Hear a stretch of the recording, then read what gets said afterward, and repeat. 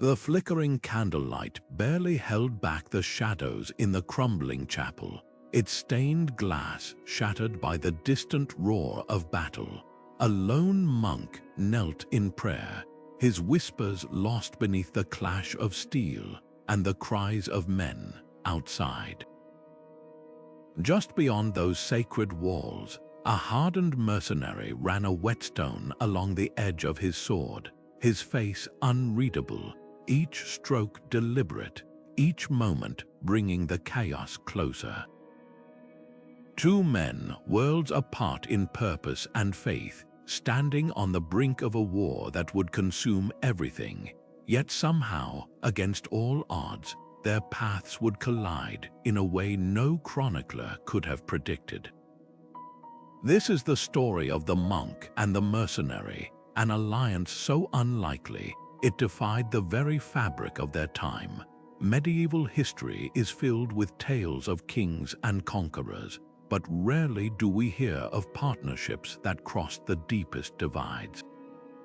A man of God and a soldier of fortune, what could possibly unite them? The answer lies not in shared beliefs, but in something far more powerful: necessity. A kingdom teetered on the edge of ruin, caught between betrayal and invasion, and in its darkest hour, these two men would forge a bond that reshaped its destiny. But this was no simple pact of convenience. What began as desperation would become a story of sacrifice, political intrigue, and loyalty so fierce it would echo through the ages. Tonight, we step into their world, a world where faith and steel clashed, where trust was a currency rarer than gold, and where an unthinkable alliance became the only hope for survival. From their first tense meeting in the shadow of a crumbling fortress to the battles that would test their resolve, this is a journey that defies every stereotype of the medieval era. Along the way, you'll discover the hidden forces that drew them together, the enemies who sought to tear them apart, and the legacy they left behind, one that would change a kingdom forever. So let's begin where all great stories do, at the edge of the impossible. The kingdom was a tapestry unraveling at the seams. Fields that once fed thousands lay scorched and barren, their crops trampled beneath the boots of rival lords vying for power. In the capital, whispers of treason slithered through candlelit halls as nobles played a deadly game of allegiance, shifting loyalties like merchants haggling over grain. Beyond the city walls, villagers huddled in fear, their people caught between the cruelty of marauding bands and the indifference of those who claimed to rule them. And always looming on the horizon, the banners of a foreign host darkened the skyline, their advance as relentless as the coming winter. This was not decay, this was collapse. Amidst the chaos, two worlds stood in stark contrast. High in the mist-shrouded hills, the monastery of St. Aelred remained an island of calm, its thick stone walls shielding a handful of monks who still kept the old rhythms of prayer and labor. Here, Brother Arnau moved quietly between scriptorium and chapel, his hands more often stained with ink than blood. But don't mistake isolation for ignorance. Those same hands penned letters that found their way into the pockets of bishops and the chambers of minor lords. The monastery's influence was subtle, woven through alliances of faith and favors owed, a quiet power few thought to notice until it was too late. Down in the scarred valleys, the mercenary called Raoul and his company moved like wolves through the wreckage. They fought for coin, not crowns, their loyalty measured in silver and survival. While kings and pretenders clashed, men like Raoul thrived in the gaps, selling their swords to the highest bidder one day and plundering the loser's camp the next. Yet even the hardest of them felt the weight of the times, the gnawing sense that soon there'd be no one left to pay them, no cities left to sack. Desperation, it seemed, was the one thing that could unite predator and prey. And so the stage was set, a kingdom too fractured to save itself, a monk who knew too much, a mercenary who'd run out of corners to cut. When the invaders breached the eastern passes, burning everything in their path, even the most stubborn lords realized their squabbles had doomed them all. But in the shadows, away from the war councils and the panic, a different plan was taking shape, one that would require a man who could walk the halls of power and a man who knew how to survive the streets. The question wasn't whether they'd agree to work together. The question was whether they'd live long enough to regret it. Brother Arnau's robes hid more than the scars on his hands. They concealed a past that would have shocked his fellow monks. Long before he'd taken vows, he'd been Arnau of Volterra, the second son of a minor noble house, raised not just on scripture but on strategy. His childhood had been spent in dusty castle yards, training with wooden swords under the watchful eye of a grizzled arms-master, while his evenings were filled with lessons on diplomacy, heraldry, and the delicate art of reading a rival's intentions. That education had been meant for a life of courtly intrigue, not the quiet contemplation of a monastery. Yet when war took his elder brother and left their family's lands in ruins, Arnau had turned away from the world, seeking solace in faith. But the fire of his old life never truly died. In the monastery's library, between copying psalms, he pored over ancient military treatises smuggled in by sympathetic travelers. His prayers were laced with restless questions. What good was piety if it stood idle while innocents suffered? Why did God place skills in his hands if not to use them? The abbot might preach patience, but Arnau's journals hidden beneath a loose floorboard told a different story. To fold one's hands while tyrants burn the weak is not virtue. He wrote in one entry, the ink blotted as if dashed onto the page in fury. It is complicity. Those private convictions led him to dangerous choices. Under cover of night, he began slipping out to meet with dissident farmers and disgraced knights, carrying coded messages sewn into the hems of his habit.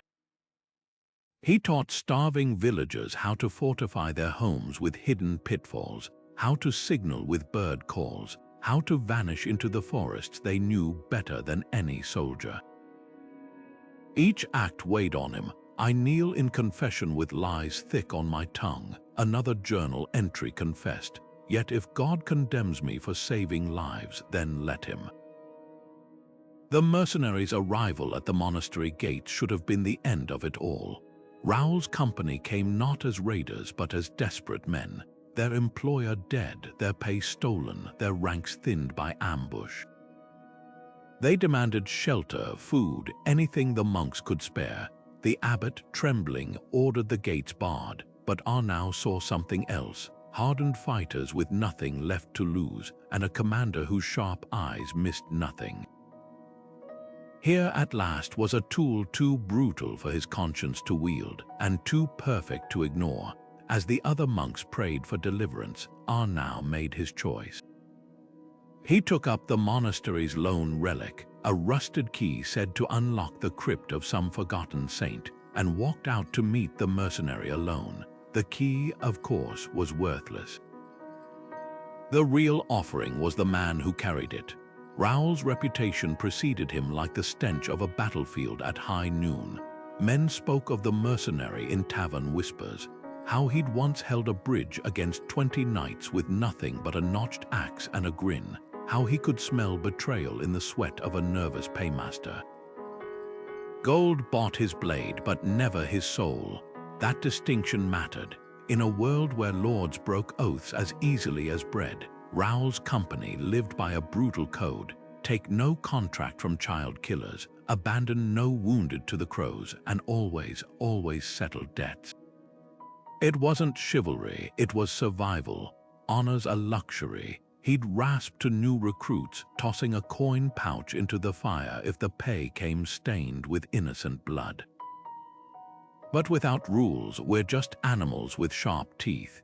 The battles had blurred together over the years, the choking dust of sieges, the slick mud of ambushes, the way noble banners looked when trampled into the muck by fleeing men. Raoul fought for dukes and bandit kings, for merchants and rebel priests, each war leeching something from him he couldn't name. The last betrayal cut deepest. A promised fortune vanished the night before the assault, leaving his company stranded before the gates of a fortress they'd been hired to storm. Half his men died in the retreat, arrows finding gaps in their makeshift shields. The wound in his side festered as they fled, a parting gift from some faceless archer. By the time they stumbled upon the monastery, even the hardiest among them could barely lift their swords. That night, as his men huddled around stolen cloaks for warmth, Raoul watched the monk approach. Arnau moved like a man unafraid of death, or perhaps too familiar with it.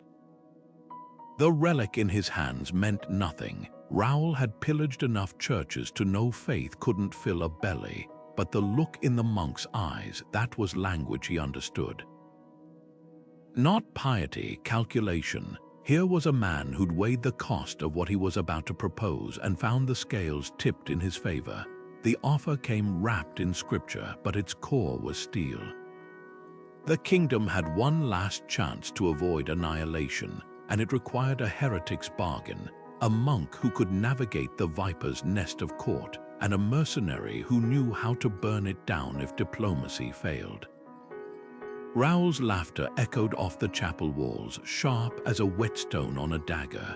"You want me to play hero for a crown that's never paid me a copper?" Arnau didn't flinch.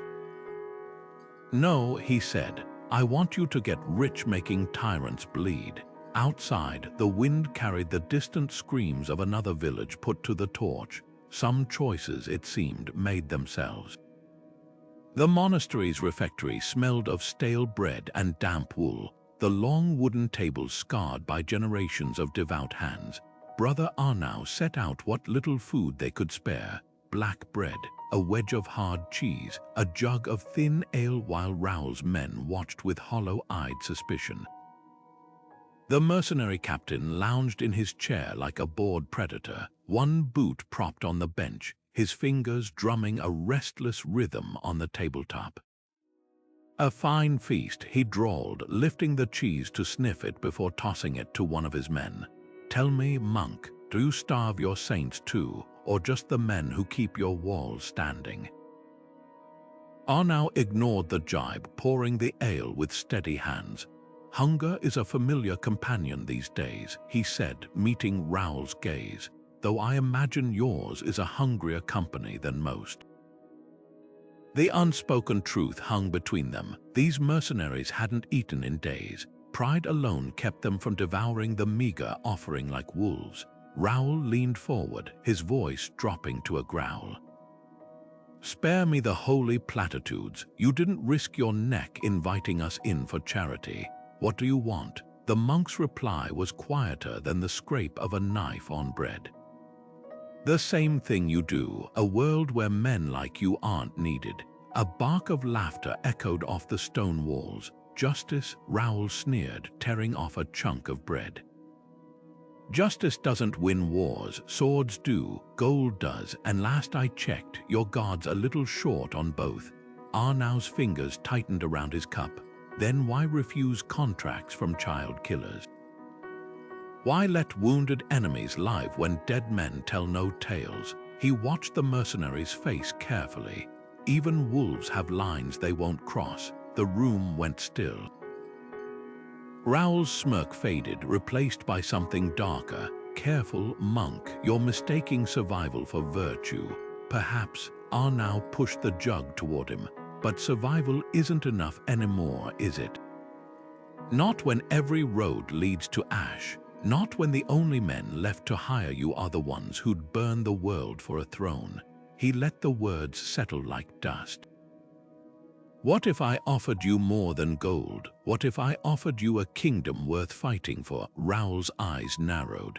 "You haven't got a kingdom, you've got a habit and a death wish." "True," Arnau smiled faintly, "but I know where the traitors meet, which lords are too cowardly to lift a sword, where the invaders' supply lines run thin." He tapped the table between them. And you know how to make them bleed. For the first time, something flickered in the mercenary's gaze, not amusement, not scorn, but the cold, calculating spark of a man recognizing an opportunity. You're asking me to gamble my men's lives on the word of a runaway noble playing at piety. Now didn't flinch. I'm asking you to bet on the one thing mercenaries never can, a future. Outside, the wind howled through the broken stained glass, carrying with it the distant scent of smoke. The silence stretched taut as a bowstring. Then, slowly, Raoul reached for the jug, not to drink, but to refill the monk's cup first. A mercenary's toast, a silent agreement. The ale tasted like dust and desperation. It tasted like the beginning of something impossible. The agreement they struck that night in the flickering candlelight was not written on parchment. It was carved into the silence between them, syllable by weighted syllable. Arnau slid a rough, drawn map across the table, his finger tracing hidden paths through the mountains where rebel lords hoarded grain. Raoul countered with a dagger pressed to the edge of the parchment, his grin all teeth.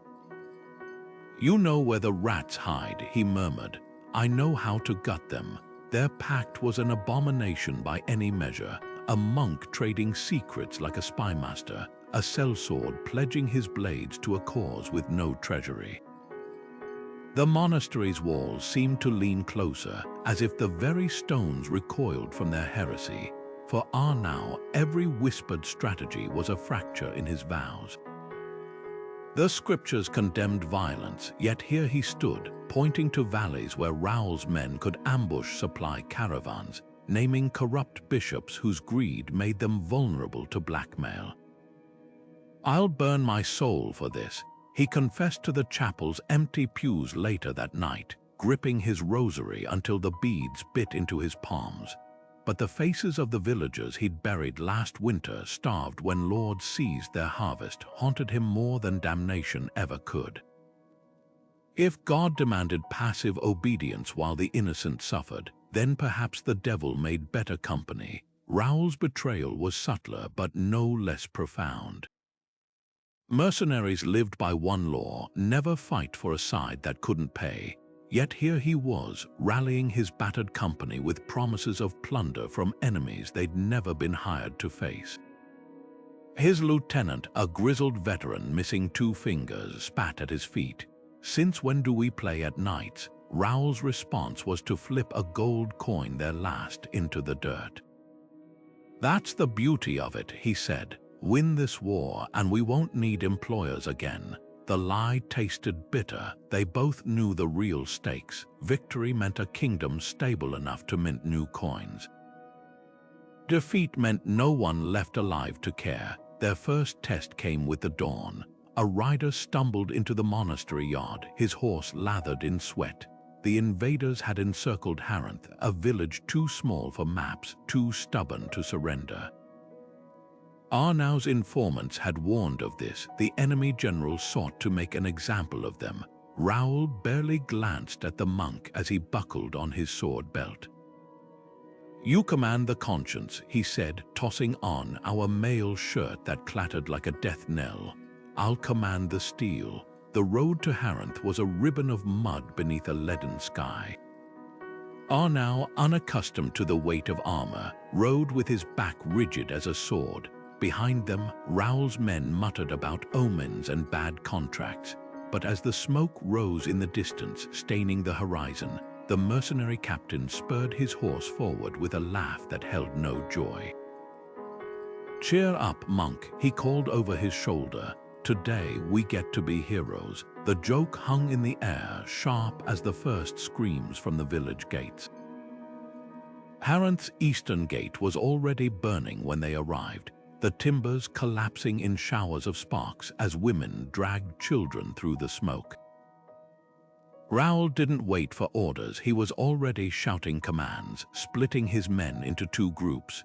One circled wide to flank the raiders, while the other fell back to the tree line with ropes and axes. Arnau watched for only a heartbeat before turning to the villagers huddled in the square. Their faces were smeared with soot and terror. but something in the monk's steady voice cut through the panic. "You know these lanes better than any invader," he said, pressing a farming sickle into a boy's shaking hands. "Make them regret every step." What followed was no noble battle, it was chaos given purpose. The mercenaries fought like demons, their blades flashing in the alleys where the enemy's horses couldn't turn. But the true horror for the invaders came from the villagers themselves. A well sweep snapped loose to crush a soldier's skull. Arrows flew from haylofts where children had hidden hours before. Even the monastery's prayers became weapons. Now moved through the carnage with a healer's touch, binding wounds with strips torn from his own robe, whispering psalms that somehow steadied trembling hands holding spears. Raoul's tactics were brutally simple. He'd lured the enemy's vanguard into the marketplace where the cobblestones had been slicked with lamp oil. When the torch dropped, the flames didn't just burn. They herded the screaming soldiers straight into a killing zone of upturned scythes and waiting blades. The mercenary stood atop a butcher's stall, laughing as the trap snapped shut. "See that, monk?" he called over the clash of steel. "Your god's not the only one who works in mysterious ways." By dusk, the village still stood, not untouched, never that, but alive.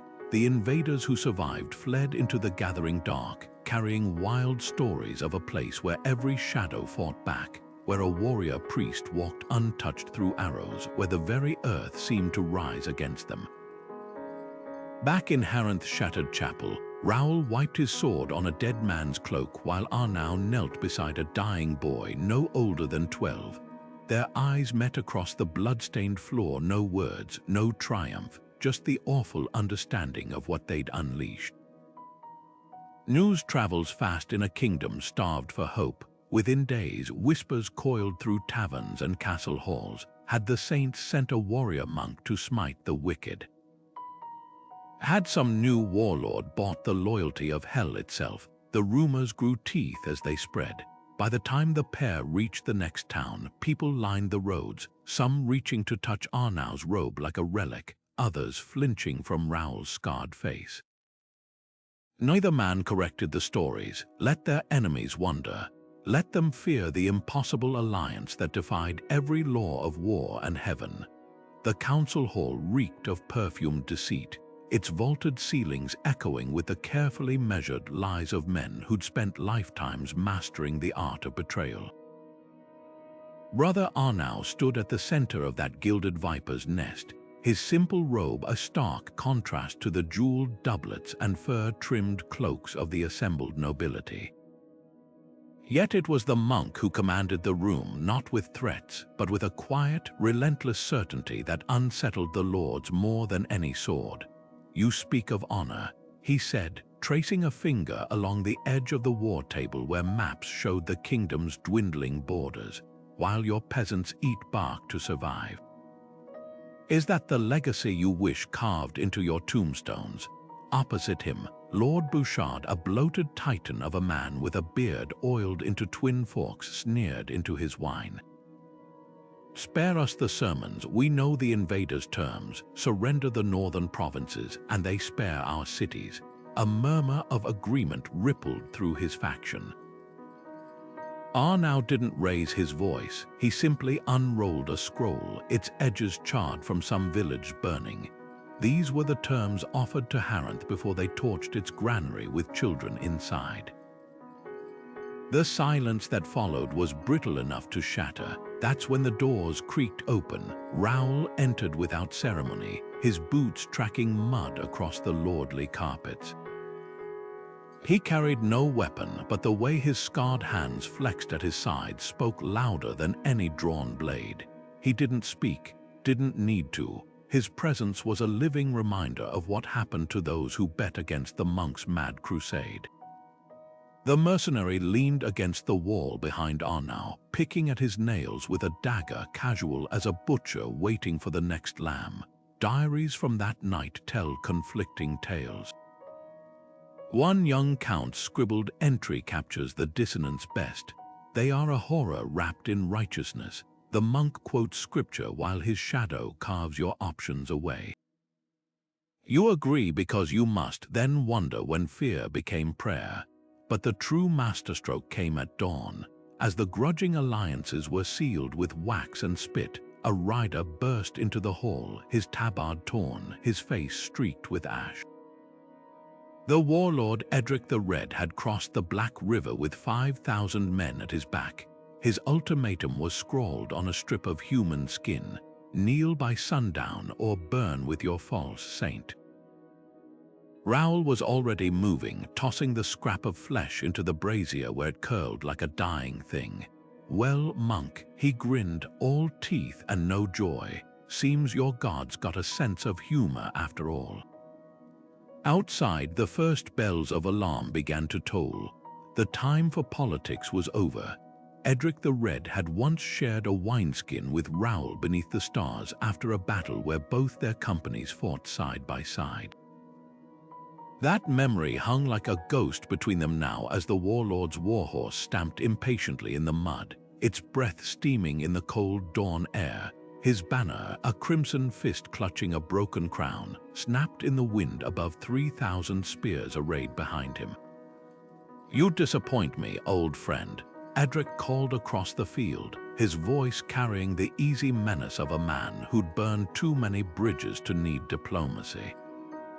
"First you play at being a knight, now you kneel to a monk."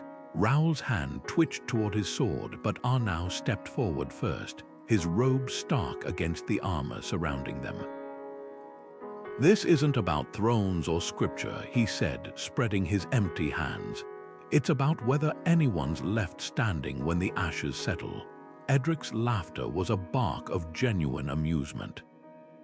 Spoken like a man who's never had to choose between power and principles. He leaned forward in his saddle, the ruby-studded hilt of his sword glinting. "Tell me, monk, when your mercenary here realizes you can't pay him in prayers, whose throat do you think he'll slit first?" The air went taut. Raoul's blade cleared its sheath in one fluid motion, his men shifting like storm clouds behind him. Arnau didn't flinch, but his voice dropped low, urgent. "Kill him now, and his army becomes a martyr's host. Is that the legacy you want?" For a heartbeat, the mercenary's knuckles whitened around his grip. Then, slow as a sinking sun, his eyes flicked to the monk's face. Something unspoken passed between them, a recognition deeper than strategy. The sword lowered. Edric's smile turned feral. "Ah, so the wolf has a leash after all." He wheeled his horse, tossing a final threat over his shoulder like a bone to dogs. "When we meet again, I'll carve that truth into both your skins." As the warlord's host retreated in a thunder of hooves, Arnau exhaled a breath he hadn't realized he was holding. Raoul spat into the mud, his voice raw with something too sharp to name. "You owe me a kingdom for this, monk." Behind them, the first scouts were already bringing word. Edric's forces were splitting, one wing circling toward the undefended villages along the river. The next move was no longer about parleys or principles, it was about blood and who'd drown in it first. The broken bridge was never meant to hold an army. Centuries old, its stone arches sagged over the white river like a beggar's spine, its mortar crumbling with every flood season. Yet when scouts brought word that Edric's vanguard was forcing peasants to guide them across at sword point, Raoul's grin split his scarred face like a knife wound. "Perfect," he murmured, running a thumb along the bridge's rotting railing.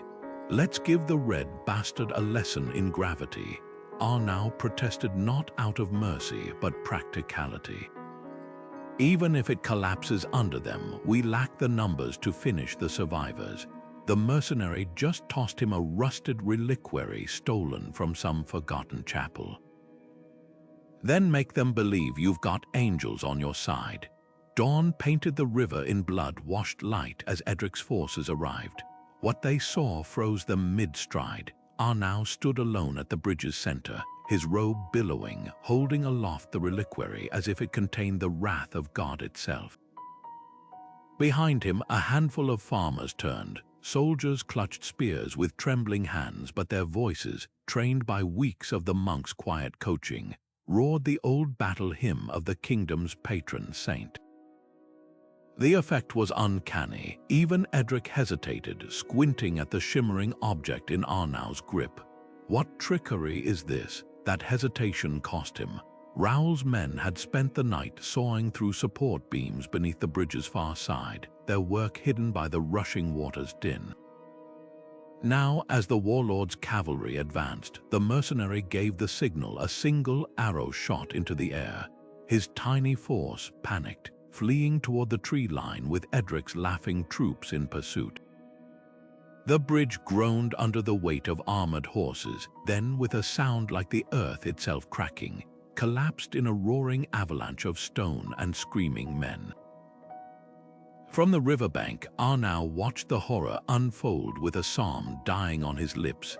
This wasn't the clean victory of ballads. It was drowning men clawing at each other in the churning water, horses kicking their riders under the current, the lucky ones dashed against rocks downstream. Yet when Raoul clapped a bloody hand on his shoulder, the mercenary's eyes held no triumph, only grim understanding.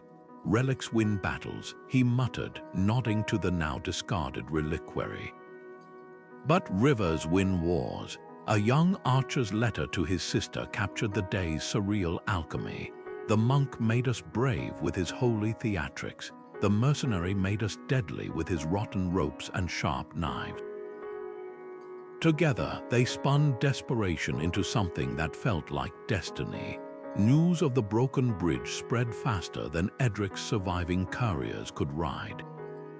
In taverns, men spoke of how the river ran red for leagues. In churches, priests debated whether Arnau's miracle marked him as saint or heretic. And in the halls of power, lords who'd spent the war hedging their bets began quietly sending envoys, some bearing tribute, others marriage proposals, all suddenly eager to pledge allegiance to the rising storm.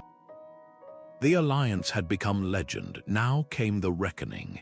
The victory at the broken bridge left its mark, not on the land, but on the men who'd orchestrated it. Arnau knelt in the torchlit chapel of a commandeered castle, his fingers tracing the rough wood of a farmer's makeshift crucifix. The faces of drowned men haunted the spaces between his prayers. They called it a miracle, he whispered to the empty air, but miracles don't stink of wet wool and ruptured bowels. Outside, the celebration raged, soldiers singing off-key, cooks roasting stolen livestock, the clink of looted silver filling the night. Every laugh felt like a nail in his soul.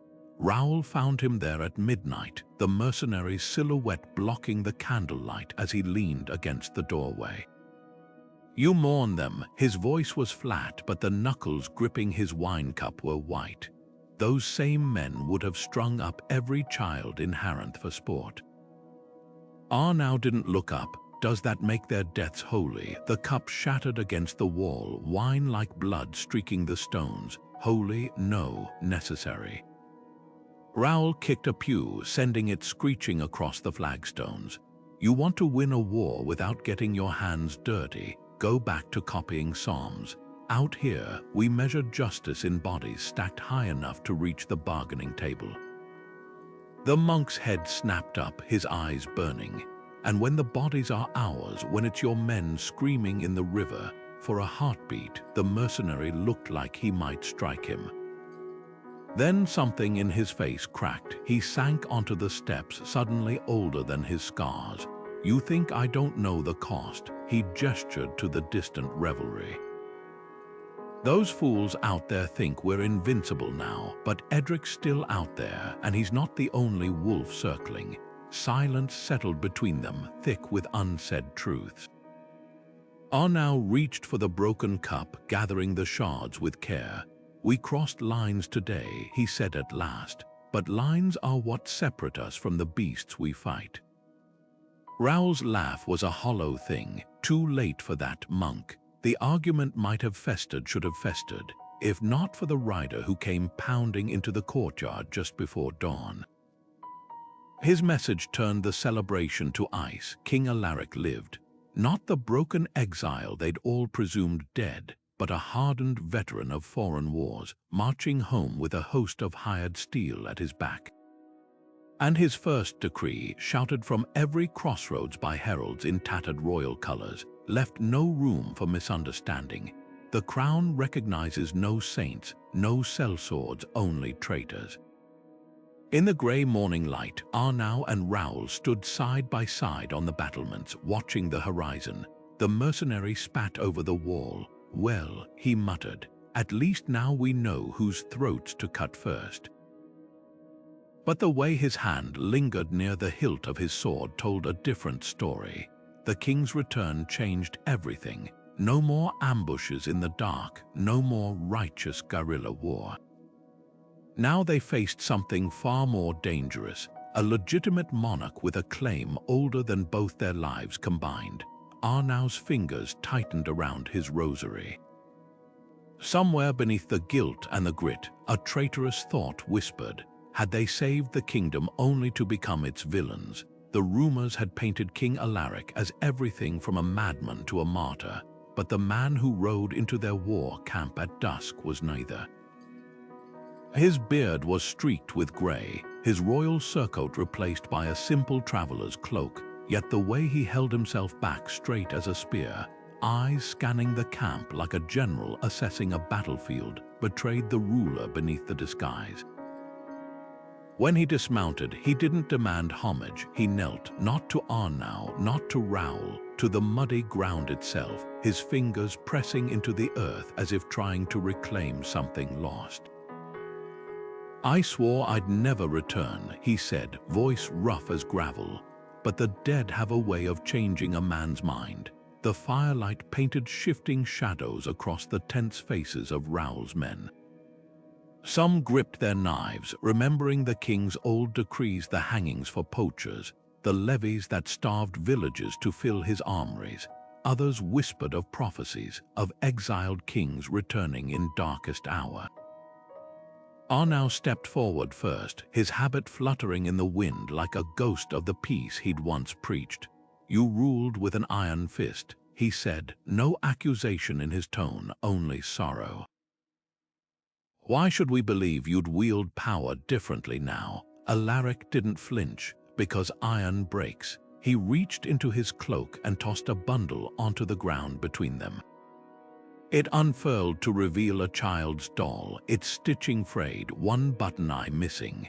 Found this in a burned farmstead north of the pass. The mother was still clutching it when the raiders finished with her.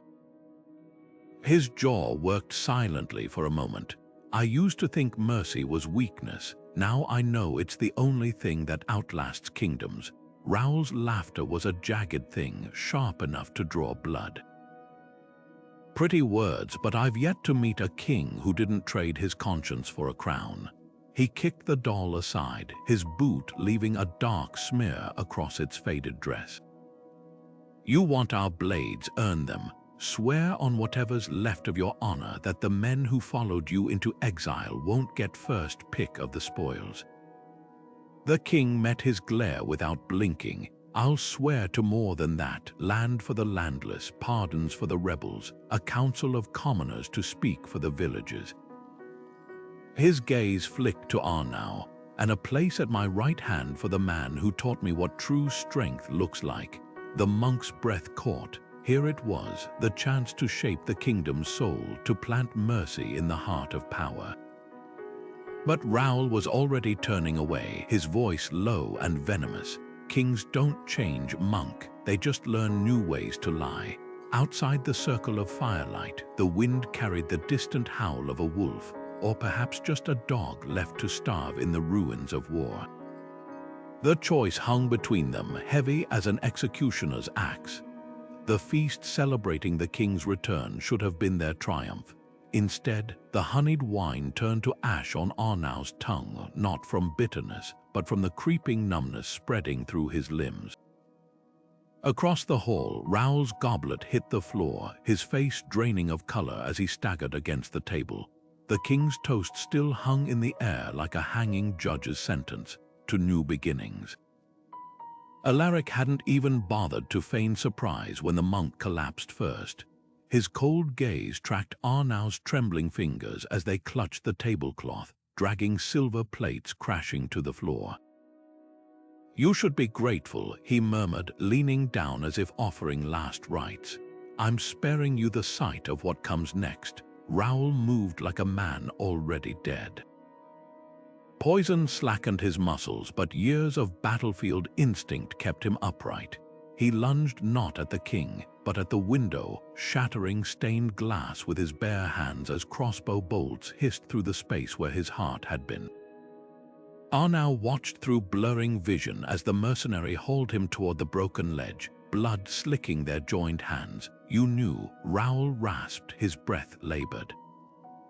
"You damn well knew this would happen." The accusation cut deeper than the toxin. The courtyard below was a nest of blades. Royal guardsmen formed a wall of pikes, their faces hidden behind visors. Raoul's men lay scattered like butchered game, some still clutching their cups. When the first arrow took the mercenary in the back, he didn't cry out, just twisted his body to shield Arnau as they fell. The impact drove the shaft deeper, a bloom of crimson spreading across his tunic. "Tell me," he gasped, fingers digging into the monk's robe as the life leaked out of him. "Was it worth it?" His laugh was a wet, broken thing. "All that holy talk, and you still needed a killer's hands to do your work." Silence followed, not the quiet of peace, but the terrible hush between lightning and thunder. Arnau lay paralyzed in the dirt, Raoul's blood pooling beneath him as the king's boots approached. Alaric's shadow fell across them both. "Such a waste," he sighed, nudging the mercenary's corpse with his toe. But wolves can't be tamed, only put down. Then the world tilted. Whether from poison or providence, Arnau's vision narrowed to a single point. The reliquary still tucked in Raoul's belt, the same one they'd used to trick Edrick's forces.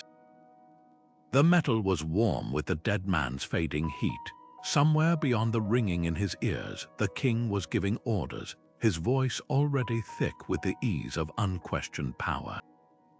None of it mattered. Not the pain, not the betrayal, not even the God whose name he'd begged for mercy in the dark. There was only the weight of the reliquary in his palm and the slow, certain burn of vengeance igniting in his chest. The first embers of rebellion didn't start with a battle cry. They began with a whisper. Arnau's voice, once reserved for vespers and quiet council, now rang through the charred remains of a village square, raw as an open wound. He held up the reliquary not as a holy symbol, but as a mirror to the crowd's suffering. "You know what this is?" he demanded, shaking the dented metal box. A lie, just like the king's mercy. The villagers flinched as he pried it open, revealing not saintly relics, but a scrap of parchment. A ledger detailing Alaric's secret deals with the invaders, traded for safe passage while his people burned. Gone was the monk who'd winced at the clang of steel. This Arnau moved like Raoul had in those final hours, all calculated fury, his words precise as dagger thrusts.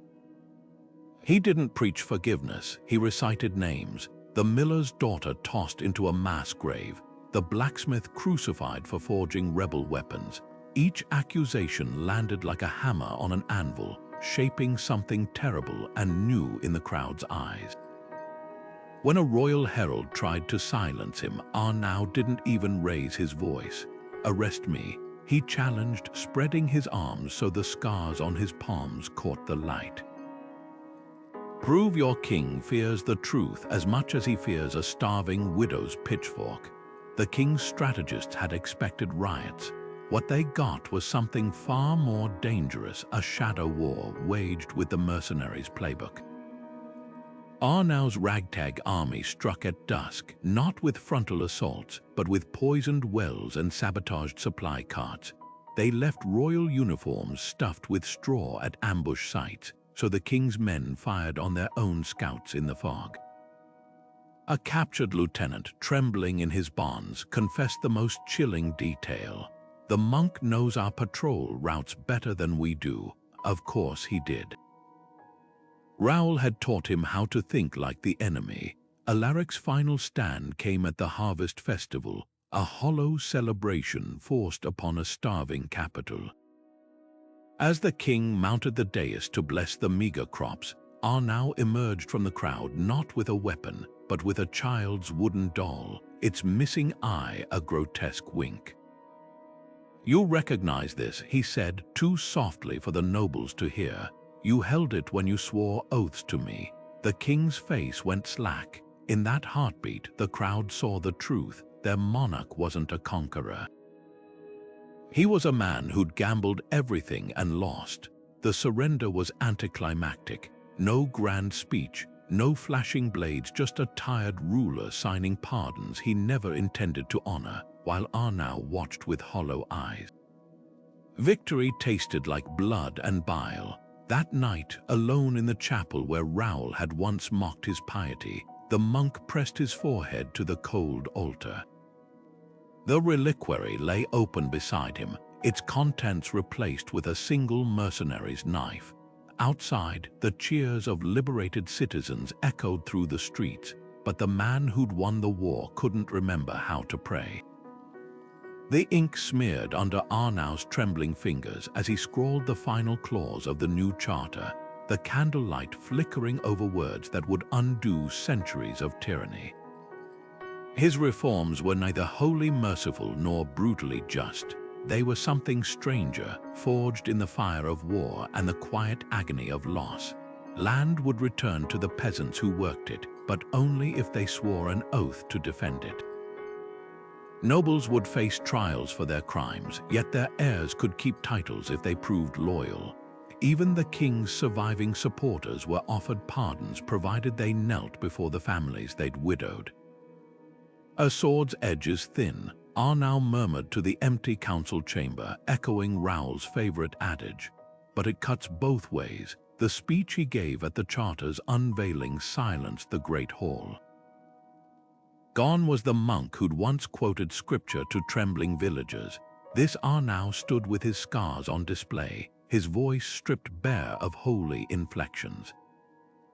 "We fight not for power but for peace," he declared, gripping the reliquary at his belt not as a symbol of faith, but as a reminder of the cost. And peace without justice is just another kind of war. The nobles shifted uneasily. They'd expected piety, not the cold calculus of a man who'd learned statecraft from a mercenary's playbook. Yet for all its pragmatism, the new order bore traces of the monk's abandoned ideals. He established granaries stocked by tithes from the wealthy, but posted armed guards to prevent hoarding. He allowed serfs to buy their freedom, yet demanded military service in return. Even his courts were a paradox. Judges drawn from peasant villages, advised by scholars, but watched over by veterans of Raoul's old company. "Laws are like armor," he told a skeptical bishop. "Useless unless they fit the people who must wear them." The reforms worked not perfectly, but well enough to stitch the kingdom back together. Fields were replanted. Roads patrolled. Children who'd known only hunger grew up learning letters instead of hiding from soldiers. But in the quiet hours before dawn, Arnau would climb to the battlements alone, a wineskin in one hand and a whetstone in the other. The castle's blacksmith once found him there, running the stone over a dagger's edge with methodical precision. "That blade's sharp enough, my lord," the man ventured. Arnau didn't look up. "Not yet," he whispered. "Not nearly." The kingdom healed. The monk did not. The high-backed chair at the council table remained empty for 20 years, its carved oak darkened by generations of use, but its cushions untouched by any living occupant. Courtiers whispered when Arnau set a goblet of wine before it at every meeting, not the fine vintage served to lords, but the harsh, sour red that mercenaries drank from battered tins around campfires. Some claimed they saw his fingers brush the chair's arm when debates grew heated, as if drawing strength from ghostly counsel. The kingdom flourished under his reforms, yet those closest to him marked the change. Where once the monk had argued for mercy, now his sentences carried the cold finality of a whetstone sliding down steel. Ballads sprouted like wildflowers after a storm, each more fanciful than the last. In taverns, minstrels sang of Raoul holding back an entire army at the broken bridge single-handed, his laughter echoing louder than the collapsing stones. Children reenacted his exploits with wooden swords, giving him heroic last words he'd never spoken. The most popular version had him clasping Arnau's hand as he died, whispering of brotherhood and shared purpose, a lie that would have made the real mercenary choke on his wine. "They make us both into saints," Arnau muttered once, listening from the shadows as a bard mangled the truth. "Him for dying, me for surviving." The legends missed the darker truth. Where Raoul had tempered the monk's idealism with pragmatism, his absence left Arnau's justice unmoored. The rebellions crushed in the kingdom's eastern marches bore none of the clever stratagems of their early campaigns, only overwhelming force and public hangings. Even his allies noticed the shift. "You used to argue for sparing the ringleaders," ventured one brave counselor during a debate about rebel prisoners. Arnau's reply came slowly, his fingers tracing a scar on his palm. "I learned the cost of half measures from a better man than you, yet for all the bloodshed, the golden age that followed was no lie." Roads stretched safe and straight between cities where merchants once traveled in armed caravans. The granaries Arnau built fed generations through droughts and harsh winters. Even the empty chair became part of the kingdom's mythos, a reminder that great things could rise from fractured beginnings.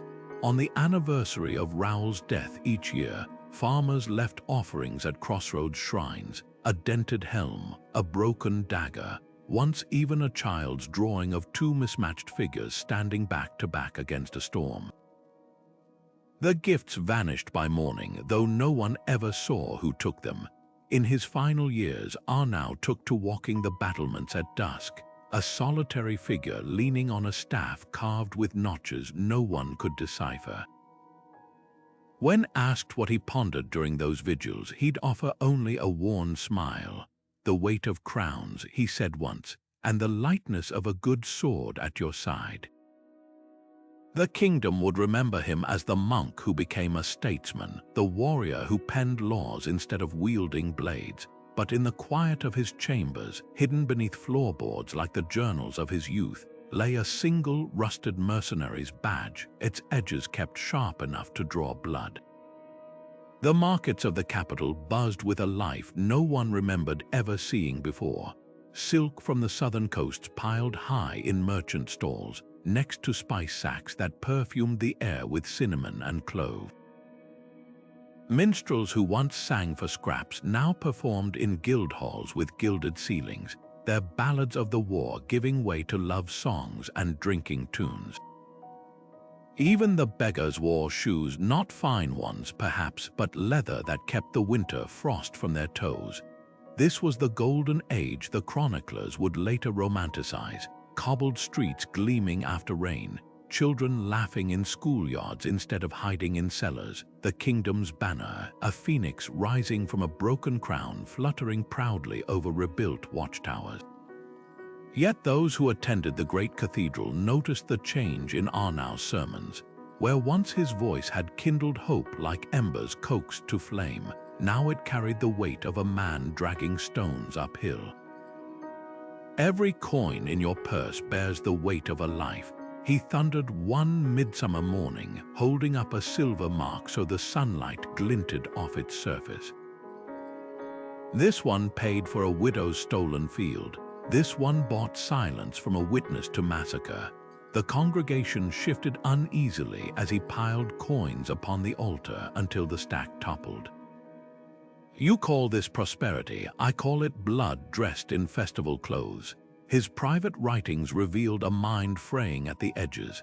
In one journal, tucked between accounts of grain yields and court petitions, a single sentence repeated like a chant. He would have known what to cut. The page was smudged, whether by sweat or tears was impossible to say. Servants whispered of finding his bedroll laid out not in the bishop's palace, but in the barracks among the soldiers.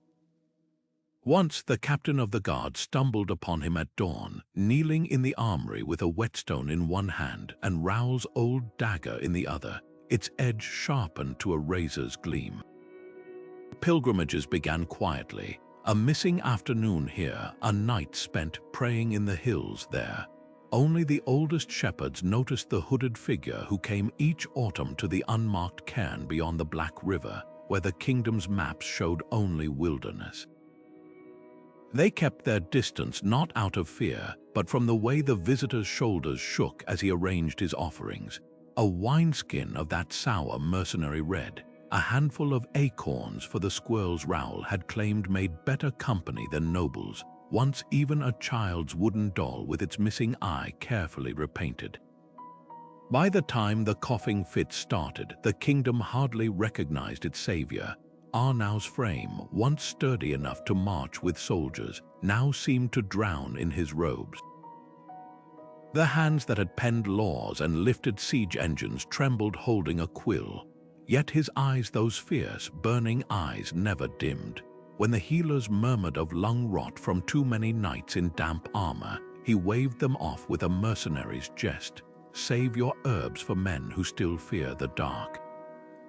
The court poets would later spin pretty tales of how the monk statesman spent his final days surrounded by grateful citizens, bestowing blessings.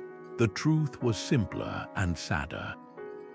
He died as he'd lived since the war's end, alone in a tower room, clutching a rusted badge to his chest, listening to the distant cheers of a people who'd never really known him.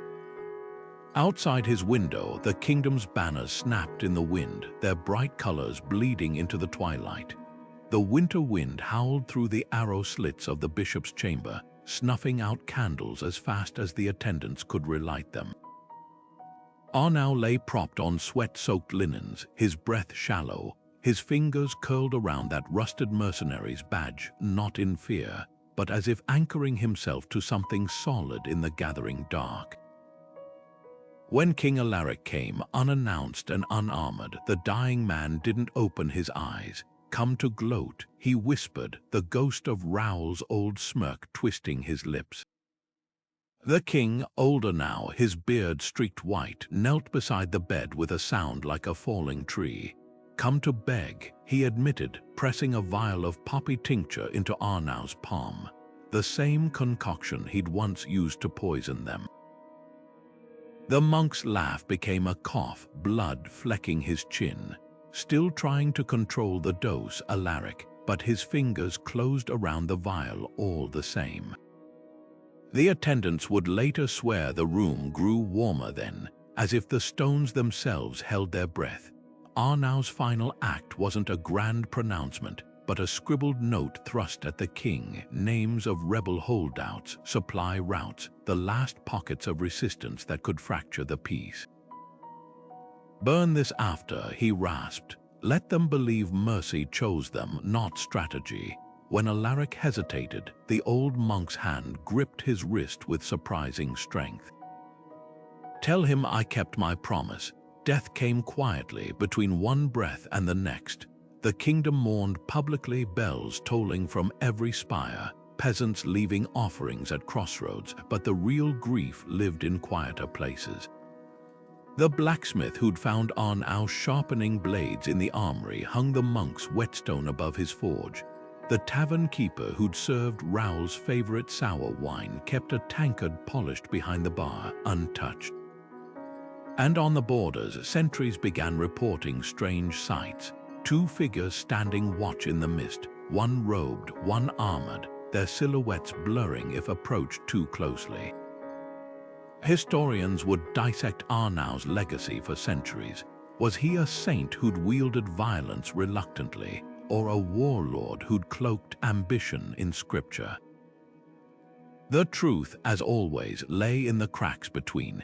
His reforms endured, peasant councils still advised the crown, granaries still fed the hungry, but so did the scars.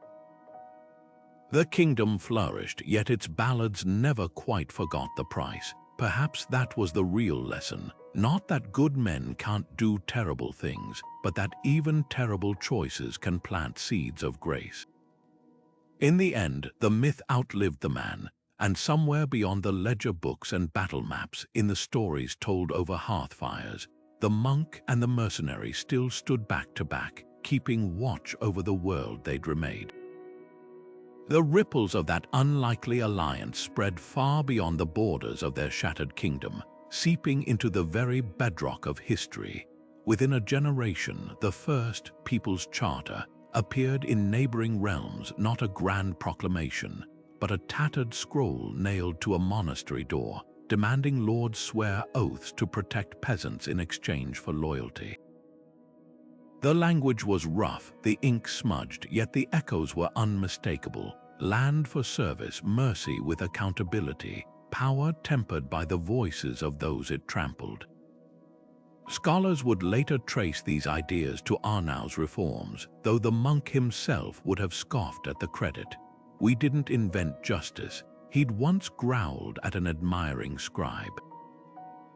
We just stopped pretending it couldn't be taken by force. War codes changed too. The brutal pragmatism Raoul had honed in back alley ambushes somehow crystallized into rules of engagement. No burning crops unless strategically unavoidable, no targeting healers, no executions without trial. These weren't noble ideals handed down from kings, they were survival tactics codified by men who'd seen how quickly war devours its own. A mercenary captain's diary from 3 decades after the war captures the shift. Used to be, we'd slit a sentry's throat and laugh. Now my men argue whether moonless nights make it dishonorable. Damn that monk and his ghost. Yet for every chronicler hailing Arnau as the warrior saint, another painted him as a calculating opportunist. The famed historian Elias of Ventria spent years dissecting the monk's journals, concluding he'd manipulated Raoul from the start, using the mercenary's brutality to carve a path for his own political ascension. See how he quotes Augustine while tallying grain stores like a quartermaster. Elias wrote, "This was no holy fool, but a general who wore prayer beads instead of gauntlets." The debate still simmers in academic halls. Was their partnership a marriage of ideals or a cold transaction between two men who needed each other's sins? Raoul's legacy fractures along even sharper lines. Ballads turn him into a rogue with a heart of gold, but military archives tell a darker story. That ambush at the broken bridge. Tactically brilliant, yet the casualty lists reveal drowned conscripts, boys barely old enough to shave. Even his famous refusal to work for child killers crumbles under scrutiny. Payroll records show his company took contracts from lords who starved villages wholesale. The hypocrisy stings, wrote a rival mercenary turned chronicler. He played moral arbiter while his sword arm auctioned itself to the highest bidder. Perhaps the truth lies in the way ordinary people remembered them. Visit any tavern along the old borderlands today, and you'll hear toasts to the sharp monk and his blunt sword. Farmers still leave offerings at crossroads shrines, not to saints or kings, but to two mismatched figures carved crudely into oak, one holding a book, the other a blade. No one debates whether they were heroes or villains there. The real question etched into those weathered offerings is simpler. When the world is burning, do we judge the hands that put out the fire or the methods they used to carry the water? Modern parallels abound, from revolutionaries turned politicians to whistleblowers branded as traitors. History keeps offering us the same uncomfortable lesson. Alliances forged in crisis rarely fit neatly into moral categories. We want our saviors spotless, our villains monochrome, but the monk and the mercenary refuse to oblige. Their story endures precisely because it's messy, because it forces us to wrestle with the compromises that keep civilizations alive. In the end, perhaps their greatest legacy isn't in laws or legends, but in the uneasy silence that follows when we ask ourselves, what lines would we cross for a world worth saving?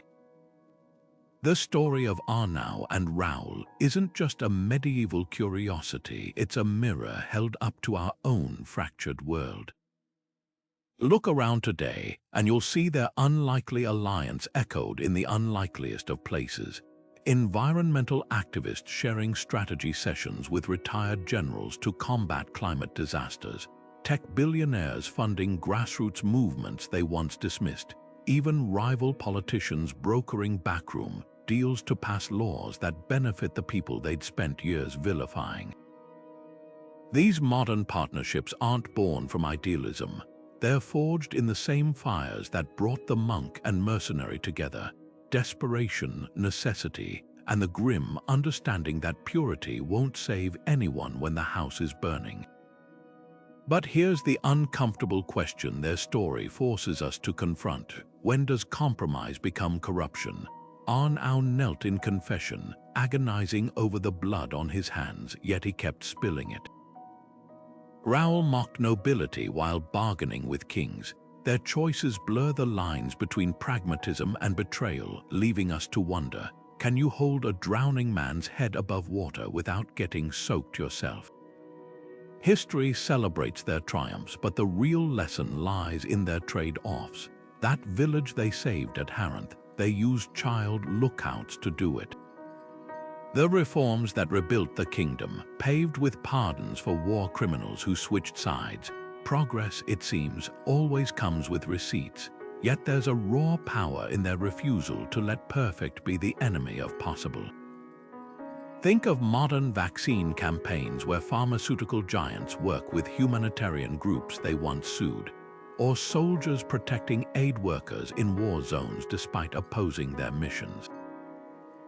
These alliances don't erase past sins. They acknowledge them, then dare to move forward anyway. Like Raoul's mercenaries teaching farmers to fight, they recognize that survival sometimes means learning from the very people you distrust.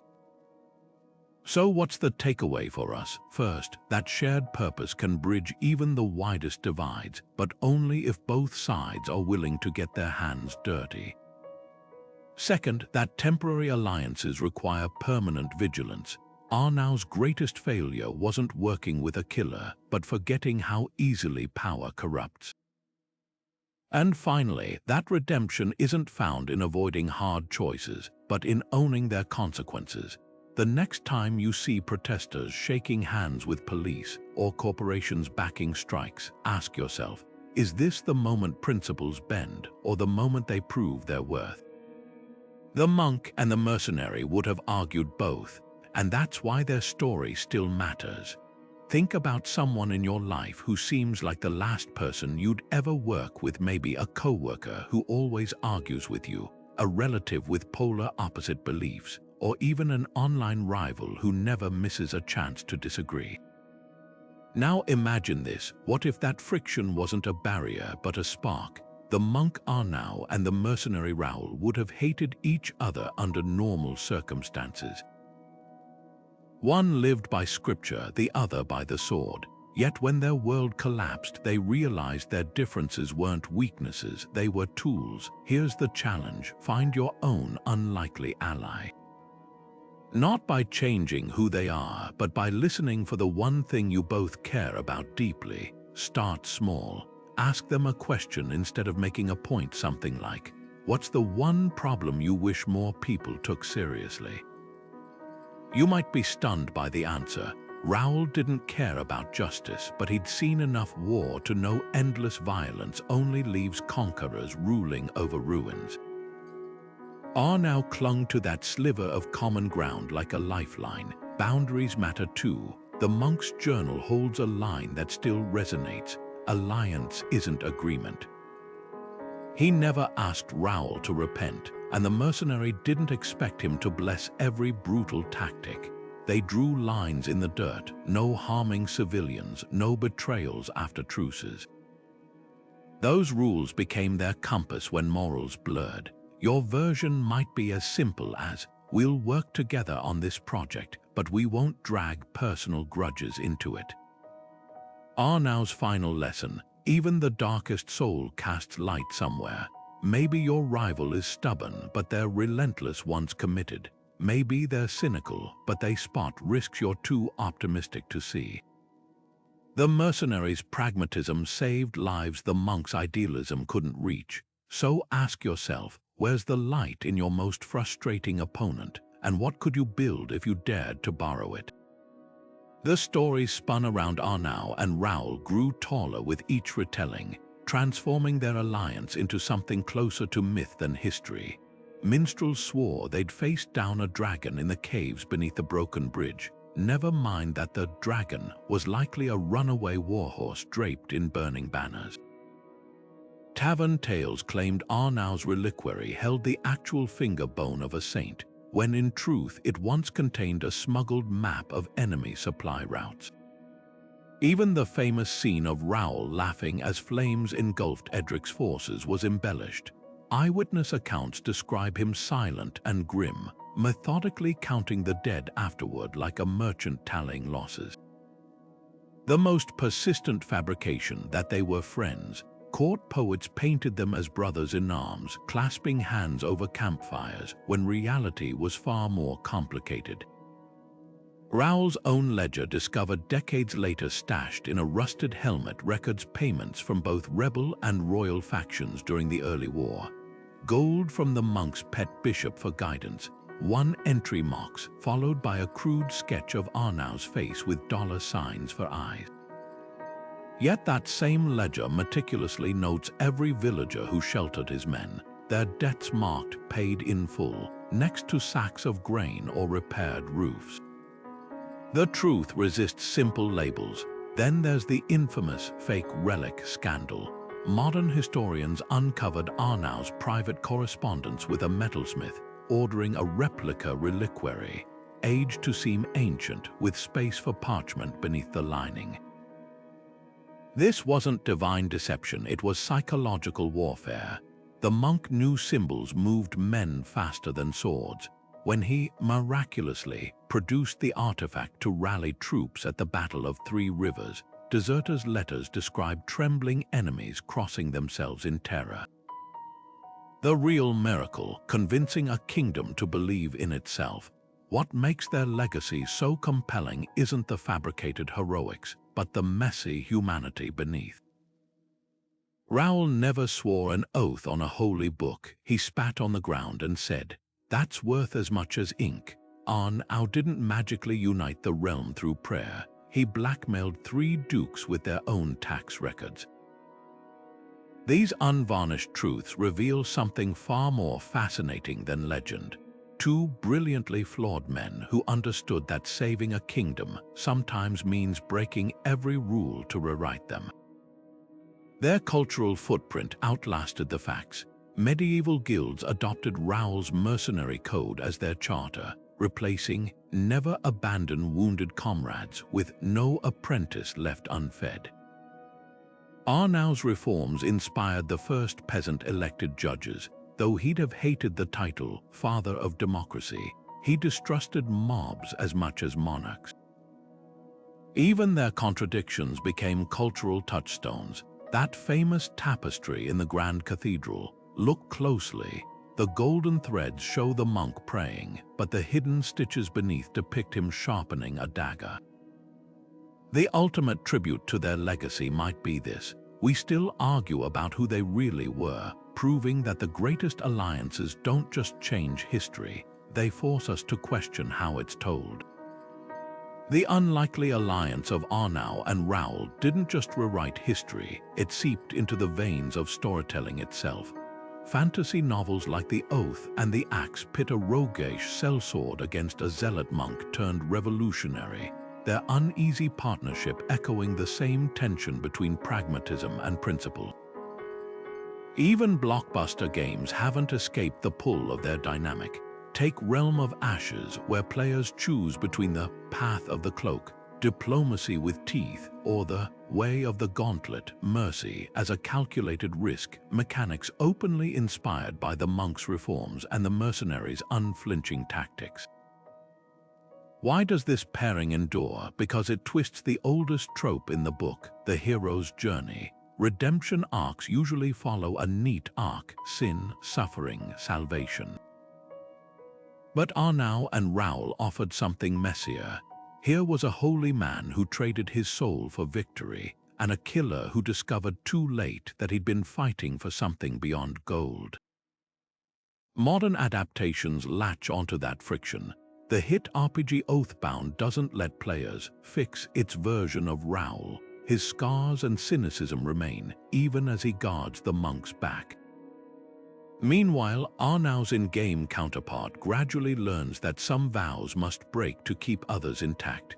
It's not about neat moral lessons, it's about the grit of compromise. Film buffs might spot shades of their story in The Siege of Blackwater, where a disgraced knight and a bandit queen unite to save a city neither truly believes in.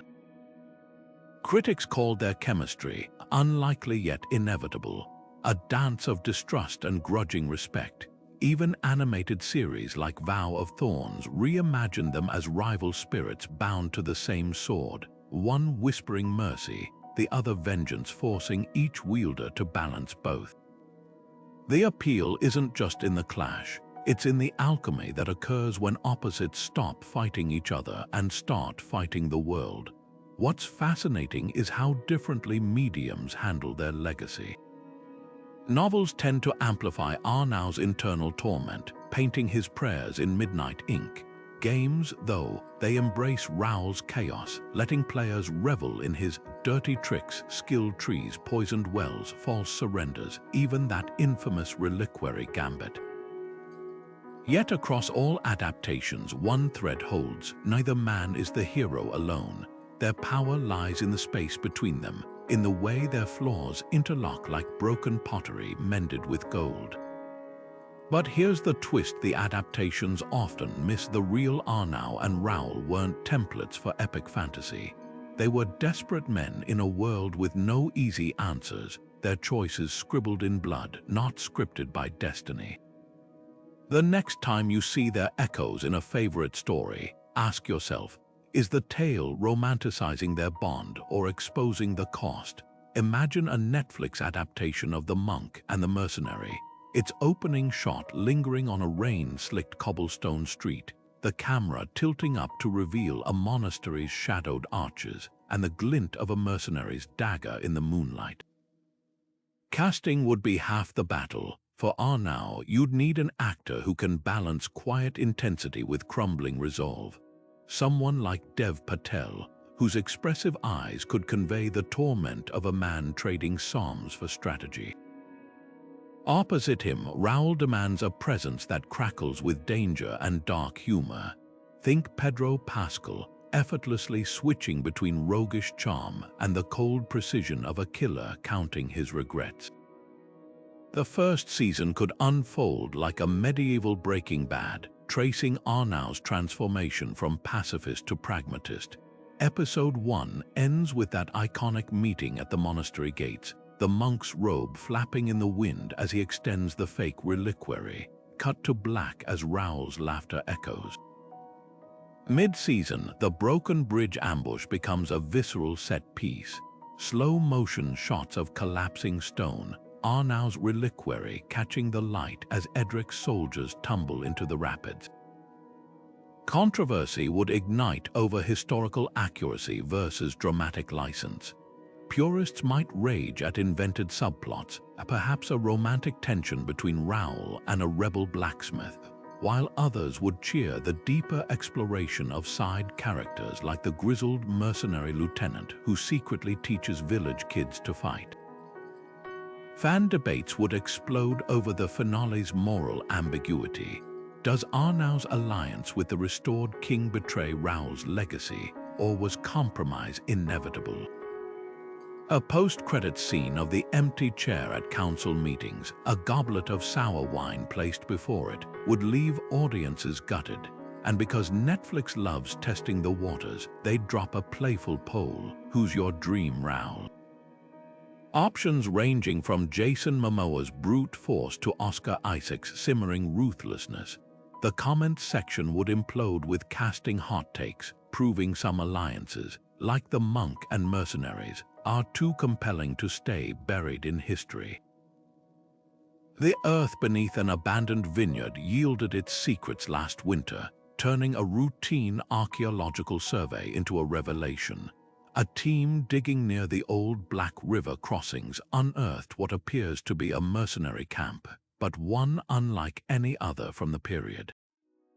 Among the usual detritus of war, bent arrowheads, shattered whetstones, lay fragments of parchment marked with monastic script, their edges charred as if someone tried to burn them mid-transcription. The real shock came when a corroded badge was pried from the mud, a stylized phoenix overlapping a dagger, matching descriptions of the emblem Raoul's company adopted after the broken bridge. But the most tantalizing find, a lead case buried deliberately beneath the camp's central fire pit, containing a single vellum sheet. Dubbed the joint letter by researchers, its ink has faded to ghostly traces, but spectral imaging reveals two distinct hands, one's precise strokes echoing Arnau's surviving manuscripts, the other's jagged, impatient scrawl consistent with mercenary pay ledgers. The content remains disputed. Some scholars insist it's a strategic missive Edrick's forces will ford at dawn, while others claim personal undertones, a possible reference to the weight of crowns and unpaid debts. The truth may lie in emerging ink analysis tech. Laser-induced breakdown spectroscopy could settle the debate by tracing the iron gall ink's chemical signature back to specific monasteries or mercenary outposts. Even more promising, multispectral imaging recently deciphered a previously invisible postscript on the letter's reverse. The phrase, "as we agreed at the cairn," suggests their partnership extended beyond the war's official timeline, perhaps to those mysterious pilgrimages Arnau made in his final years. Every artifact raises new questions. Why would a monk's writing surface in a mercenary camp unless their alliance was far more intertwined than records suggest? And what does it mean that Raoul's badge was found beside a reliquary fragment, its chain neatly repaired as if carried long after its owner's death? The soil holds whispers of a truth no chronicle dared record, that the line between holy man and hardened warrior might have been drawn far more faintly than history pretends. As drones map the surrounding terrain for more buried sites, one thing becomes clear: their story isn't finished being told. Perhaps it never will be. The legacy of Arnau and Raoul isn't measured in statues or titles, but in the quiet revolutions that followed, the way farmers began stitching their own names into land deeds, the way mercenary bands adopted codes sharper than their blades, the way every child in the kingdom grew up knowing the ballad of the broken bridge. Two men bound by nothing but necessity and the weight of a crumbling world proved that trust could be stronger than tradition. History loves its lone heroes, but theirs was a story of fractures turned into fortresses where a monk's quill and a mercenary's steel carved a path neither could have walked alone. Consider the tavern tale recovered from a dusty chest in the old capital, scribbled on ale-stained parchment by a bard who claimed to have served with Raoul's company. It describes a night when the mercenary raised a cup not to victory or gold but to the absurdity of their alliance. To strange bedfellows he toasted, his grin sharp as a dagger's edge, and the fools who believe in them. The story might be apocryphal, but the sentiment rings true. Their greatest weapon wasn't strategy or faith, but the willingness to bet on the improbable. Centuries later, their echoes linger in the unlikeliest places. Activists and soldiers brokering ceasefires over shared loss. Rival CEOs collaborating to stave off environmental collapse. Even in our daily lives, where the co-worker we clash with might hold the missing piece to a project's success, the monk and the mercenary remind us that bridges aren't built by the like-minded. They're forged by those daring enough to cross first.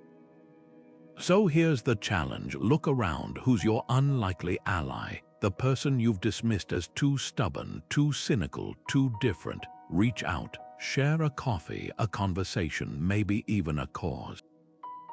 Because history isn't just shaped by armies and edicts, it's written in the moments we choose partnership over pride. Now it's your turn. Tell us in the comments, when has an unexpected alliance changed your world?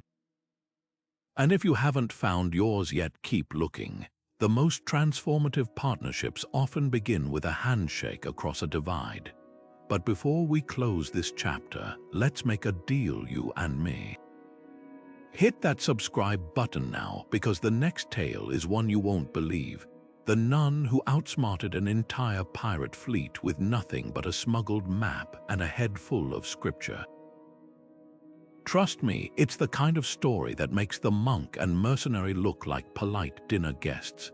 And if today's video left you torn, was their alliance sheer brilliance or reckless madness? Drop your verdict in the comments. Was Arnau a saint or a schemer?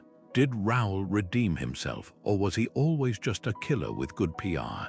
Every like on this video isn't just a thumbs up, it's a vote to keep these forgotten legends alive. Because history isn't just about dates and dust, it's about the messy, magnificent choices that echo across centuries. So tell me, who's your next unlikely hero? A rogue, a rebel, a librarian with a secret? Hit subscribe, and let's keep unearthing the stories that make the past pulse with life. The chronicle continues, but only if you're here to turn the page.